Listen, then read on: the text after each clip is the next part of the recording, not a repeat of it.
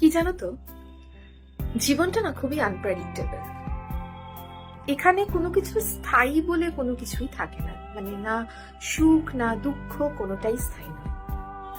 মানুষ মানুষকে বুকে টেনে নিতে যেমন খুব একটা ভাবে না, ঠিক তেমনই সুরে ফেলে দিতেও তার কিন্তু হাত কাঁপে না। জীবনে আসলে সেটাই ঘটে যেটা আমাদের কপালে লেখা থাকে। তবুও এসব অপ্রত্যাশিত বিষাক্ত অনুভূতির মাঝে কিছু সুখ থাকে, যা আমাদের মুখে হাসি ফোটায়, আমাদের বাঁচার স্বপ্নটা দেখায়। ভাগ্য তো আসলে আমরাই বিধাতার কাছে চেয়ে আনি, তাই না? কিন্তু আবার অতটাও কঠিন ভাবে চাই না যতটা সহ্য করার ক্ষমতা আমাদের থাকে না। দিন শেষে কিছু সুখ আমরা চেয়েই আনি বেঁচে থাকার কারণ রূপে।